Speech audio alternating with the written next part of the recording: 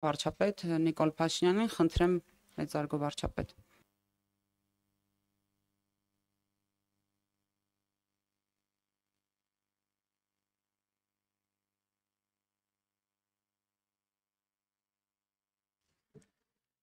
Շնորհակալ եմ շատ։ Ազգային ժողովի մեծարգո նախագահ, Ազգային ժողովի նախագահի հարգելի տեղակալ, կառավարության հարգելի անդամներ, հարգելի պատգամավորներ, հարգելի ներկաներ, սիրելի ժողովուրդ։ Արդեն 13-րդ անգամ եմ Ազգային ժողովում մասնակցում պետական բյուջեի կատարման հաշվետվության քննարկումներին, 6 անգամ մասնակցել եմ որպես պատգամավոր եւ ահա 7-րդ անգամ մասնակցում եմ որպես Հայաստանի Հանրապետության վարչապետ։ Եվ բոլոր այդ քննարկումներում այս կամ այն չափով ընդգծել եմ, որ պետական բյուջեն ոչ այնքան հաշվապահություն կամ թվաբանություն է, որքան բովանդակություն եւ կարևորագույն խնդիր եմ համարում բյուջեի էության, այս էության ըմբռնումը ոչ միայն կառավարության անդամների եւ ազգային ժողովի պատգամավորների, այլև ողջ հանրության համար։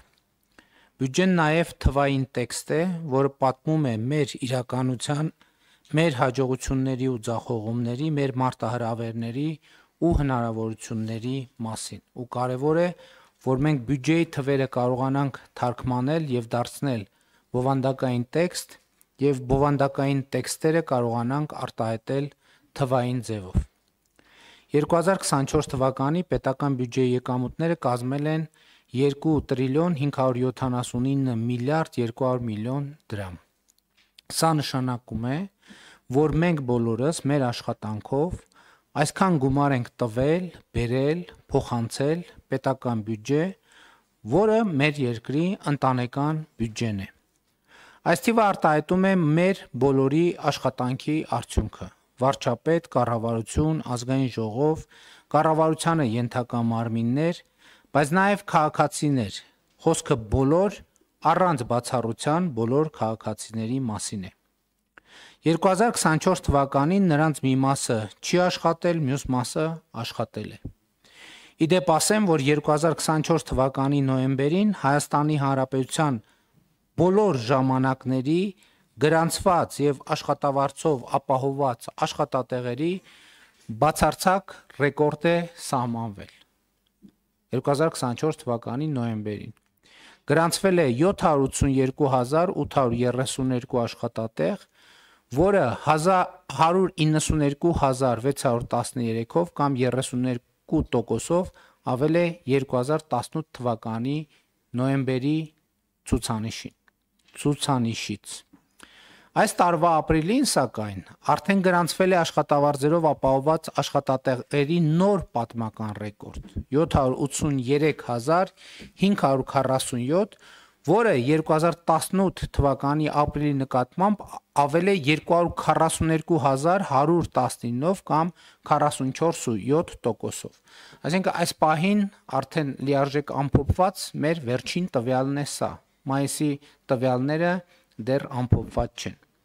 Այսինքն 2018 թվականի հեղափոխությունից հետո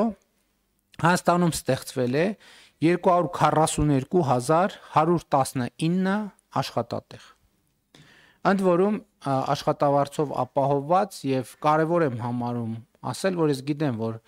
շատ հաճախ լինում է հոռետեսություն վիճակագրությունների վերաբերյալ, բայց այս վիճակագրությունը ավելի քան վստահելի է, ինչու, որովհետեւ այս աշխատատեղերը կոնկրետ մարդկանցով, անուն ազգանուններով, վճարված աշխատավարձերով եւ աշխատավարձի դիմաց վճարված եկամտային հարկով ապացուցելի է, այսինքն այս մի թիվը, որը չի կարող ընդհանրապես որևէ առարկության տրվել։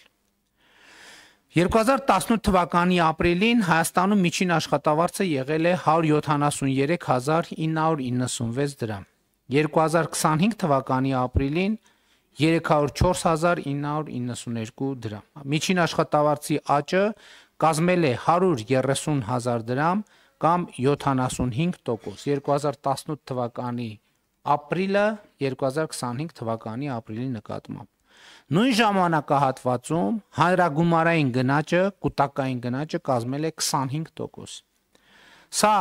թերևս հարցի պատասխանն է կամ կարող է մեզ օգնել պատասխանել հարցին, թե մարդիկ, որովհետև մամուլում, սոցիալական ցանցերում, քաղաքական հարթակներում այս հարցը հնչում է, թե մարդիկ այսօր ավելի լավ են ապրում, թե ավելի վատ 2018 թվականի համեմատ։ Այս թիվը վկայությունն է այն բանի, որ մարդիկ Հայաստանում ավելի լավ են ապրում եւ ավելի լավ են ապրում գնաճի հաշվառումով եւ ավելի լավ են ապրում շուրջ 50%-ով։ Այսինքն իրենց ապրածի կեսի չափով, եթե պատկերավոր նկարագրենք, ավելի լավ են ապրում։ Սա իհարկե չի նշանակում, որ մարդիկ Հայաստանում գոհ են իրենց կյանքից։ Նախ այս ասածս վերաբերվում է աշխատող մարդկանց, բայց մյուս կողմից տեսնում ենք, որ մենք մեզ տեսանելի աշխատող մարդկանց թիվը էականորեն ավելացել է։ Երկրորդն էլ մարդիկ ինչու կարող են գոհ չլինել իրենց կյանքից։ Մի շատ պարզ, հասկանալի եւ լեգիտիմ պատճառով, որովհետեւ մարդիկ ուզում են ավելի լավ ապրել եւ ուզում են ավելի լավ ապրել ինչու, որովհետեւ տեսնում են, այսօրվա Հայաստանում տեսնում են, որ ավելի լավ ապրելը հնարավոր է։ Ավելի լավ ապրելը հնարավոր է, այսինքն էս էլ է շատ կարևոր հանգամանք, որովհետև մարդիկ կարող են տեսնել, որ ավելի լավ ապրելը հնարավոր չի, համաձայն այն ասացվածքի, որ մի քիչ էլ կվատանա ու տենց էլ կմնա։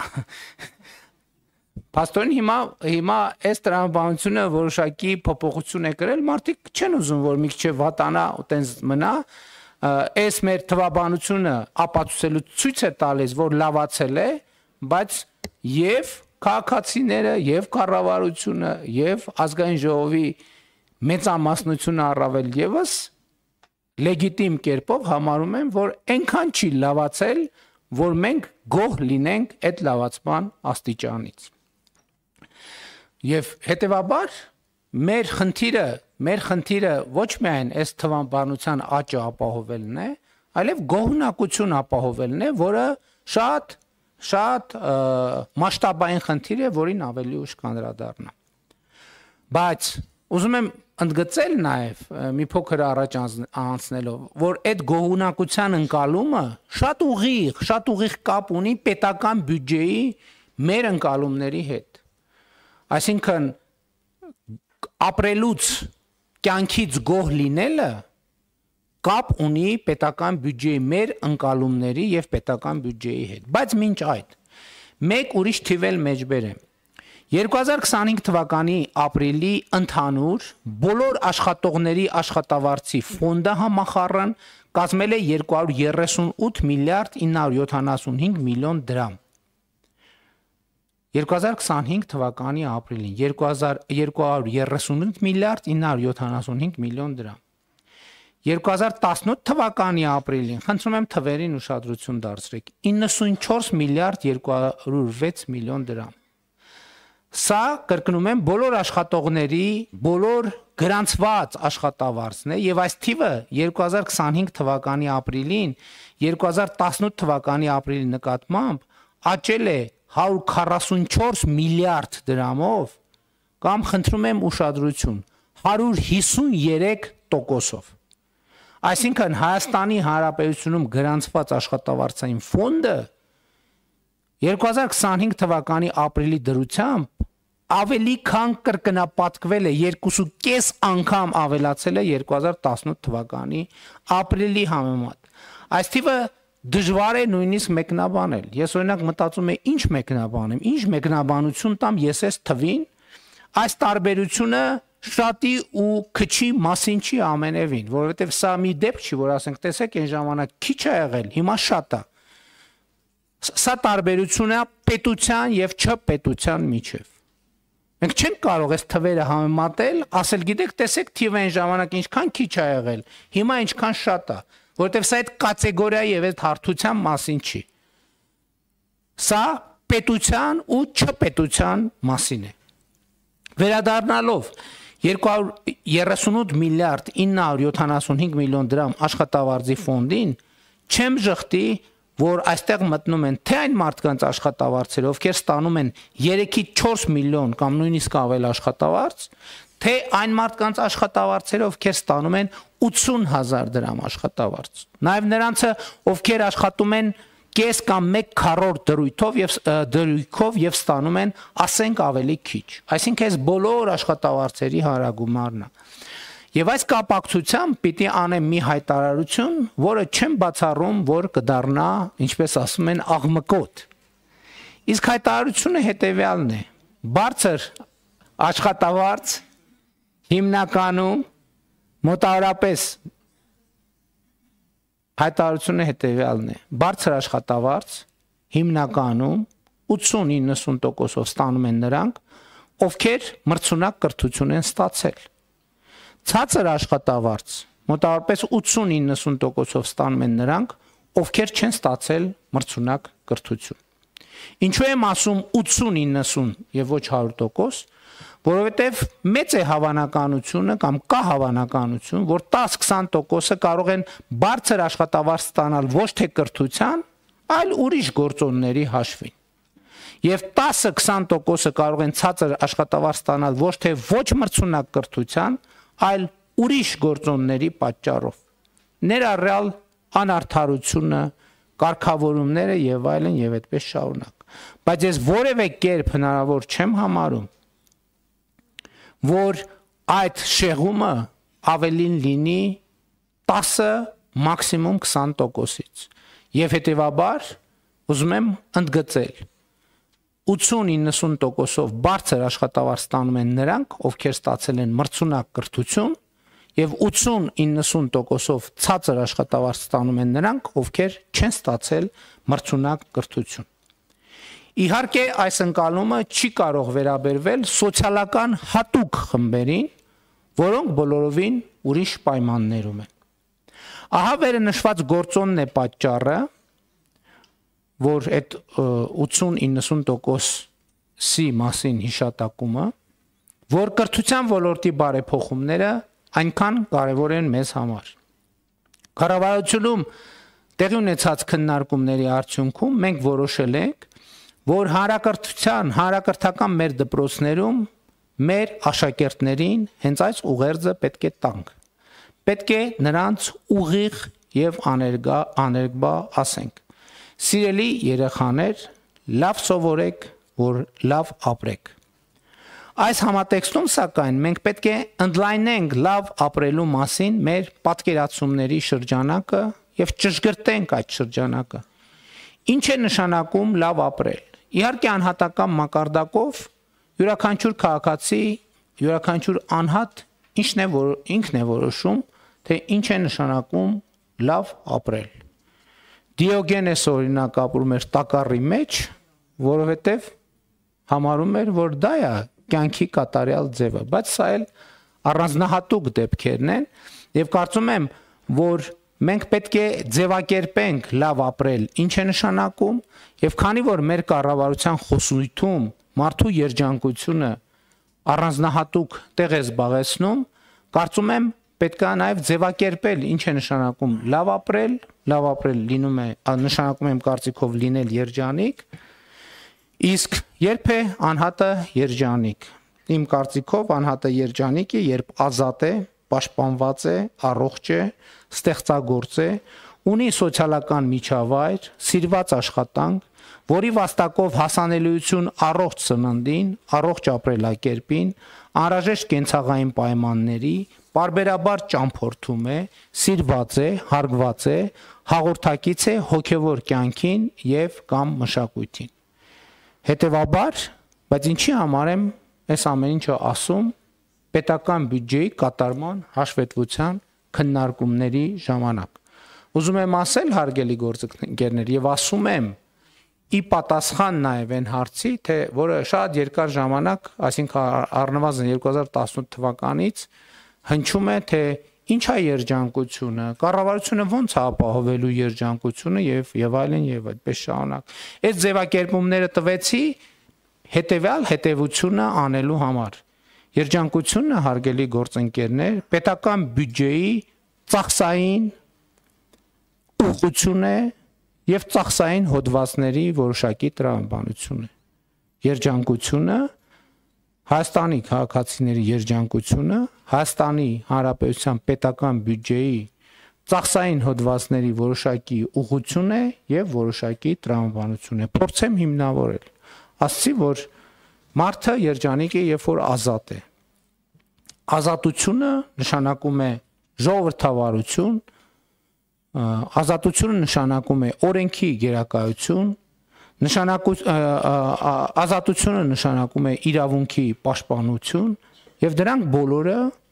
արտահայտված են այս կամ այն չափով Հայաստանի Հանրապետության պետական բյուջեում։ Ժողովրդավարական ինստիտուտների կայացումը եւ զարգացումը, մենք ռազմավարություններ ունենք դրանց վերաբերյալ, այդ ռազմավարությունները ունեն միջոցառումների ծրագիր, այդ միջոցառումները ենթադրում են ծախսեր։ Ընդհանրապես մենք պետք է հասկանանք, որ պետական բյուջեն ամենուր է։ Ցանկացած քաղաքացի, երբ որ վարակույրը այսպես հետ քաշի եւ պատուհանից նայի, ինքը տեսնում է պատուհանից պետական բյուջեի ծախսային հոդված, պետական բյուջեի ծախս կամ պետական բյուջեի ծախսի բացակայություն։ Չկա ուրիշ, պարզապես ուրիշ որևէ տարբերակ։ Ցանկացած քաղաքացի, երբ որ իր տան պատուհան, երբ որ փողոցում քայլում է, ուղիղ է նայում, աչը նայում, ձախ նայում, հետ նայում, ինքը տեսնում է Հայաստանի Հանրապետության պետական բյուջեի ծախսային հոդված կամ ծախսային հոդվածի բացակայություն, կամ ծախսային հոդվածի անբավարարություն, կամ ծախսային արդյունավետ ծախս, կամ անարդյունավետ ծախս, այսինքն մենք ուր նայում ենք, տեսնում ենք պետական բյուջեի արտահայտություն։ Հիմա հաջորդը երջանիկ լինելու համար ինչա պետք է տեսության համաձայն Մեջբերումի միջայլոց իրական Հայաստանի գաղափարախոսության նախագծից էր։ Պաշտպանված։ Ինչ է նշանակում լինել պաշտպանված։ Բացի վերը նշվածից նշանակում է, որ ունենալ ոստիկանություն, որի վրա կարելի է հույս դնել, ունենալ դատական համակարգ, որի վրա կարելի է հույս դնել, ունենալ արդյունավետ ազգային անվտանգության ծառայություն, հակաահաբեկչական պայքարի, հակահետախուզության, սահմանադրական կարգի պահպանության գործողությունների համար, ունենալ պաշտպանունակ բանակ, ունենալ ամուր դիվանագիտություն եւ դիվանագիտական ծառայություն, ունենալ որակյալ օրենսդրություն եւ այս ցանկը կարելի է շարունակել, բայց ինչ էլ դնենք, ցանկացած արտահայտություն պետական բյուջեի ծախսային հոդվածը կամ ծախսային հոդվածի բացակայություն կամ ծախսային հոդվածի բավարար չափ կամ ծախսային հոդվածի անբավարար չափ կամ որակյալ բյուջետային ծախս կամ անորակ բյուջետային ծախս։ Երջանիկ լինելու համար մարդը պետք է լինի առողջ։ Ակնհայտ է, թե ինչի մասին է խոսքը։ Եվ մեր տրամաբանությամբ ինչ որ մենք հիմա ուզում ենք անել, նաև դրա արտահայտություն է առողջապահական համակարգի արտահայտությունը։ Ասենք օրինակ մենք առողջապահական համակարգում պետական բյուջեից լիզինգի ծրագիր ենք իրականացնում, որով թե պետական, թե մասնավոր առողջապահական կազմակերպությունները սարքավորումներ են ձեռք բերում։ Եվ դրա շահառուն մարդն է։ Եվ իհարկե առողջապահական ապահովագրության համակարգը մեր պատկերացմամբ այն է, ինչ եւս մի մակարդակով կբարձրացնի մեր քաղաքացիներին, կմոտեցնի երջանկությանը։ Ստեղծագործ լինել, ինչ է նշանակում ստեղծագործ լինել։ Ստեղծագործ լինել էլին առաջին հերթին նշանակում է ունենալ պատշաճ կրթություն, որովհետև առանց կրթության շատ դժվար է լինել ստեղծագործ։ Սոցիալական միջավայր ունենալ, ինչ է նշանակում ունենալ սոցիալական միջավայր։ Նշանակում է բնակավայրում ունենալ, ասենք օրինակ զբոսայգիներ, որտեղ կարելի է գնալ ուղղակի այլ մարդկանց հետ շփվել եւ բազմաթիվ այսպիսի ենթակառուցվածքներ նշել։ Ճամփորդել, մարդը երջանիկ լինելու համար պետք է ճամփորդի։ Ինչա պետք ճամփորդելու համար։ Բացի տոմս առնելուց, անհրաժեշտ է, որ տրանսպորտային համակարգ գոյություն ունենա։ Անհրաժեշտ է որ ենթակառուցվածքներ գոյություն ունենան, ճանապարհներ գոյություն ունենան, ճանապարհային անվտանգություն գոյություն ունենա։ Անհրաժեշտ է որ օդային տրանսպորտը զարգացած լինի։ Օդային տրանսպորտի զարգացումը պետական բյուջեի կոնկրետ տող է եւ կառավարության այն որոշումը, որի արդյունքում եւս Վիզեր ընկերությունը հայտարարեց Հայաստանից եւ դեպի 7 ուղություններով թռիչքներ բացելու համար միջինում եւ իրենք են հայտարարել, ես չգիտեմ պրակտիկան, հայտարարության մեջ նշվում էր բազային գին 29 եվրո տոմսի համար։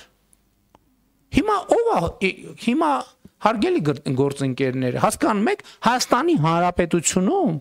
2025 թվականին հնարավոր է 29 եվրոյով, 30 եվրոյով, 50 եվրոյով տոմս գնել ինքնաթիռի։ Հասկանում եք։ 2016 թվին հնարավոր էր Հայաստանում։ Մի հատ խնդրում եմ եկեք գնանք մի հատ տոմսերի գները հանենք, տենանք ինչ է տեղի ունեցել։ Չէ, օդի հարկը հիմա էլ ունենք, բայց հիմա որոշ ուղություններով, նաև մեր կարգավորումներով օդի հարկն էլ է, օդի հարկի հարցն էլ է լուծված։ Սիրված աշխատանք ունենալ։ Բազմաթիվ սիրված աշխատանքներ գտնվում են բյուջետային հիմնարկներում եւ կառավարությունը իմիջայլոց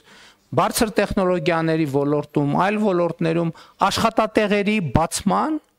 ծրագրեր է իրականացնում, աջակցության ծրագրեր է իրականացնում, որպեսզի ներդրողներին խթանի նոր աշխատատեղեր ստեղծել։ Առողջ սննդին հասանելիություն, սննդի անվտանգությունը ու սննդի անվտանգության ստանդարտների սահմանումը պետական բյուջեի կոնկրետ ծախսային տող է։ Առողջ ապրելակերպը նույնպես պետական բյուջեի կոնկրետ ծախսային տող է, սկսած մեր դպրոցներում եւ մեր համայնքներում մարզական ենթակառուցվածքներից, որը ստեղծվում է պետական բյուջեի այդ թվում միջոցներով, ներառյալ սուբվենցիոն եւ ոչ սուբվենցիոն ծրագրերով, բայց նաեւ քաղաքացիների ընկալումը առողջ ապրելակերպի նկատմամբ մեծացնելու համար, այդ թվում հանրահռչակման ծրագրեր ենք մենք իրականացնում, այդ թվում որ իմ կողմից հեծանիվ վարելու մղումը, էդ էլ է որոշակի բյուջետային ծրագրի իրականացում ցույց տալու համար, որ ամոթ չի, որ 49-50 տարեկան տղամարդը հեծանիվ քշի, ամոթ չի ուղղակի։ Կներեք իմ կարծիքով ամոթ է, որ չքշի։ Հաղորդակից լինել հոգևոր